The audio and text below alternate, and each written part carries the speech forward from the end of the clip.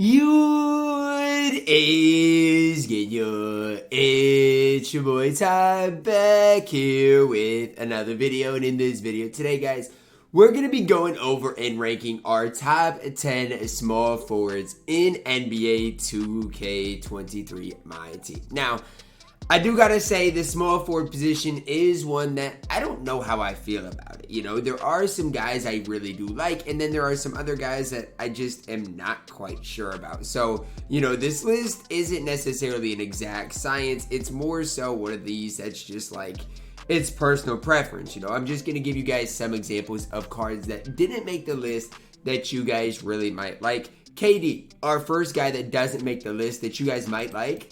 Look, I don't love KD. I don't like his release. I don't love his leaner. You can love the card. I don't have him on my top 10. The other guy I don't have on my top 10 is LeBron James. Now, again, another card, another guy you can have on your list. If you do, again, I don't care. It's just personal preference at this point. So start our list off at number 10. We're plugging in another card I don't personally really love, and that is Dark Matter Bill Russell. Now, here's the deal. A lot of people like Bill Russell, and it comes down to this. Can you green with this jump shot or not? That's ultimately what it comes down to. Because if you can green with the Pascal base, Kobe upper on quick, you're going to like Bill Russell because the rest of the card is really good. He's 6'10", basically maxed out everything else besides shooting. And I mean, even, look, I'm not even going to say Don Nelson. They finally added the WNBA coaches. I'm really glad on that. But let's say you added Kelsey Plum, who a lot of people do like. You're looking at an upper 80s 3-ball, an 89 3-ball, which is just fine. You can go out there and compete with Bill Russell at any level. For me, the reason I don't love him is I just personally have used this card quite a bit. Back really a while ago, and I just never really got the hang of it. That's why Bill Russell is all the way down here at number 10. At number 9, Dark Matter Giannis Antetokounmpo. This is one of the biggest what ifs we have seen in my team, maybe history. And I don't want to overstep my boundaries. But can you imagine if if Giannis would have just had an immaculate playoff run?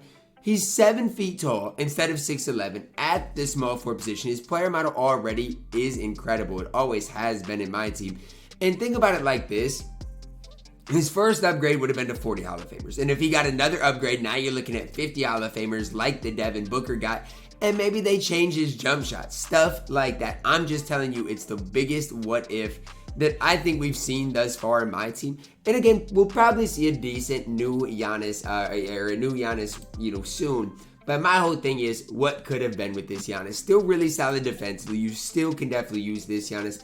And this Giannis is in kind of that same boat of, really solid, just because of his defense and player build more than anything else. At number 8, Galaxy Opal Danny Ferry. Now, you guys might be like, you really like Danny Ferry over LeBron, and you really like Danny Ferry over KD? For me, personally, I do. Again, it's all personal preference. And I can say that a lot, but I really mean it. Some people are green a lot with Danny Ferry. Others really struggle with this release. It all has to do with that Carmelo upper. The Melo upper is one that is really quick, but it's not that easy to green. And so if you can't green with it, it doesn't matter how quick it is because you're not going to knock down shots. It's one of the reasons I kind of wish it wasn't a green or miss game. So cards like Danny could be a little bit better. But as far as an all-around card, it's tough to beat a guy at 6'10" with the versatility that Danny Ferry does provide for you guys. At number 7, the other RNG reward that I like just a little bit more. So, I mean, yes, Danny Ferry was RNG. Pervis, RNG. So, if you got these cards, I would say it still to this day, I'd use them. I would absolutely use these cards if you did indeed have them. Problem is, a lot of people didn't get them. I like Pervis more than Danny Ferry. Why? I just like the overall card. I don't know what it is. I like his release. I like his movement. I just feel like he provides a little bit more to the table than a guy like Danny Ferry. Now, again, a lot of that just might be me, and me just using. I don't have Pervis. I don't have Danny Ferry, so a lot of it's just from what I have used of the cards, which is very minimal. I just think Pervis as an all-around card is one of these best small forwards still to this day. And that's crazy considering he came out nearly 2 months ago in Pervis Ellison. Next up, guys, we're going to talk about Thurl Bailey, but we've got to talk about the hero Thurl Bailey. The other Thurl Bailey, I'm going to say it. This Thurl Bailey might have came in at number 10 or 9. Okay, and I like Thurl Bailey, but that's just how good this list is. The hero Thurl I have at number 6. Now, what's the big difference? It's his 3 ball, right? And initially, when I was using Thurl, I was like, it doesn't matter. You're either going to green it or you're not. But, I mean, Thurl's release is interesting, and it still might be one of those things you're either going to green it or you're not. But when I look at it further, you know, plus 8 in the 3 ball. It depends on your coach, but that does indeed matter. And then furthermore, the badges, right? I mean, all of these shooting badges do end up adding up. So it just, to me, it provides a little bit better of a Thurl Bailey with the hero. Obviously, if you're talking about this Thurl Bailey, I really think you're talking about a top 6 small forward in my team. Is he worth this price? That's totally up to you, but Thurl Bailey is absolutely elite in my team. At number 5, cracking our top 5, you guys might be surprised here. Big Z, Zydrunas Ilgauskas. Now, this list might change a lot when Chet does come out. So just keep that in the back of your minds. This is just our list today. When Chet comes out, it's going to be a whole nother thing. But I like Big Z quite a bit, and I think the card is underrated. Like, let's just go through the coaches you can add. Obviously, if you have Don Nelson, that's the best coach by far for Big Z, because then you get that speed up to an 82. You get the perimeter up to an 88. And even the ball handle goes to an 87. Like some really solid upgrades there for Big Z. But even if you don't get him, right? Even if you're running, let's just go with Kelsey Plum. The 3 ball still goes up to, or not the 3 ball, the speed still goes up plus 5 to that 79, which is solid. And even that ball handle goes up as well. So I'm a big fan of Big Z. You give him the right shoe. You give him the right coach. His speed can be just fine. He's 7'3", so even if you don't have Taco, even if you don't have Yao, right? Big Z is the type of guy that you can add to your squad that can compete to that type of level. Offensively, you just got to kind of use him as a cone. It's that simple. You're not going to make plays with him, but his release is easy to green. You add a few badges to Big Z, especially defensively. I think he is a top 5 small forward in my team, and there's a reason he's going to be on my no money spent for quite some times. At number 4 is a basically extinct card right now in my team, a card basically nobody has, and that's Dark Matter Dave Cowens. So when I put Dave Cowens on this list, is it an exact science that, oh my gosh, he's definitely a top 5 small forward in my team? No, it's just my opinion, just my prediction. But tell me how he can't be, right? With these stats, with these badges, who is really better than Dave Cowens? The Jarrett Allen base on very quick, Oscar upper. And I mean, that's what the Minute has, but I don't even think Minute has that Oscar upper. Does come with the normal leaner as well. And look at the dribble 6. I mean, Luka moving step back, so he's got the Oscar slide. I'm telling you, Dave Cowens is absolutely elite. The problem is he's a collector reward. That's the problem. Nobody has Dave Cowens, because who's grinding collector level? Outside of, billionaires who can afford to grind collector level. Let's be honest with ourselves. It's just not realistic.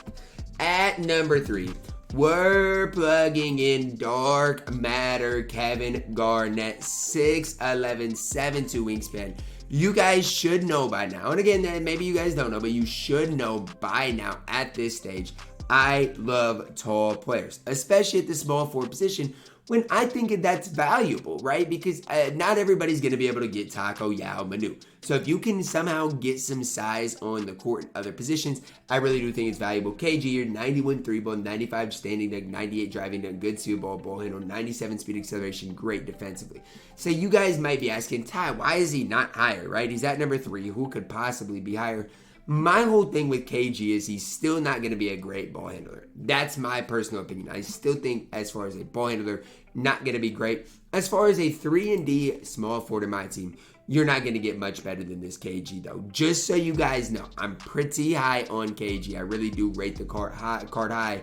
The problem is this card is a card I'm just a little higher on, even at that small forward position, and that's Tim Thomas. Now, the non-hero Tim Thomas probably would honestly be maybe even below KG at the 3. The hero Tim Thomas obviously is above KG coming in at number 2. Here's the deal, but KG and Tim Thomas are so similar. One's 6'11", one is 6'10". They're both going to play good defense. One, I think, has a smoother release. One has a quicker release. I think KG's release is smoother. I think Tim Thomas's is quicker. I like the KG release for a cone more. I like the Tim Thomas release for a primary ball handler more. So it all is just dependent on what you're wanting out of your small forward. And that's really what it comes down to. Obviously, this Tim Thomas is way more expensive, but you could even compare this Tim Thomas to Kevin Garnett, and I have no problem doing it. KG is going to be a little better defensively, no doubt about that. Again, Tim Thomas with the Francis size up is just going to move a little bit better. It just comes down to ultimately personal preference. And I don't have a problem with either one of these cards. The only thing with Tim Thomas that I'm personally not the biggest fan of is the Trey Upper. And it's just a me thing more than anything. I just don't green a lot with the Trey Upper. Again, it's not necessarily even Tim Thomas's fault. It's the same thing with like Hedo Turkoglu. I would be way higher on Hedo if he did not have the Trey Upper, which I personally, right now at the time I'm recording this, still struggle with that Trey Upper. So between Tim Thomas, KG, they're 2 and 3 on my on that small forward list. Obviously, if I use Dave Cowens, he could be right in here, because when you compare KG to Dave Cowens, the cards are literally eerily identical. So just another thing to kind of keep in the back of you guys' minds and think about. Now, the overall best small forward right now in my team is Bol Bol. Doesn't matter which Bol Bol. Obviously, this Bol Bol is quite a bit better, especially defensively, than the other Bol Bol. But it does not matter. You can get this Bol Bol, and he's still going to be the best small forward in the game. He's 7'2". And why is that important? Because people are going to be running Taco. People are going to be running Yao. People are going to be running Manu. So again, if you can get size at that 3, it really is super valuable. Again, I'm not trying to sit here and just gas height all video, but that's just the way the game is played. Height literally runs the game right now. This Bol Bol's stats aren't that good. But if we could go back to last year, around 250K time when we got the Diamond Bol Bol, his stats weren't even comparable. Because I remember it was these were the guys like I was choosing between running, right? This KG's stats were way better, but this Bol Bol was the better option and the better card to run. So again, just kind of something to think of the back of the think and remember is Bol Bol is Bol Bol. There's nothing that can change that, nothing that can fix that. He's going to have an elite player model. He's going to play great defense. He's going to knock down shots. And at the small forward position, what more obviously do you guys need? Obviously, the hero version is going to be better. He's just going to be way more expensive. So I wouldn't even think about it, right? Just pick up this Bol Bol, add a decent coach. I'm just going to add money for the sake of this video specifically. You see those boosts. You give him a lateral quickness shoe boost. You give him acceleration, strength, maybe, whatever. And he's going to be just fine. So just something to kind of think about as I rank him as number 1 on the small forward list. People already are gassing Chet. All I'm going to say, guys, Chet's going to be on this list to the next week, whatever. Just get Bol Bol instead. You want a guy that's going to be on Chet's level, that's not a lock-in for 3 million MT, just pick up Bol Bol. Please, save your MT. That's going to wrap it up for our video today, guys. Let me know who I missed out on the small forward list, because I know there's going to be people that maybe I forgot or just left off. So let me know that down below in the comments. Again, Terry Dishinger, T-Mac, they're just going to be on that shooting guard list. Some people might just be on the power forward list. Again, something to keep in the back of your minds. Drop a like on the video, guys. Subscribe if you're new, and as always, man, I love you guys. Have a blessed day.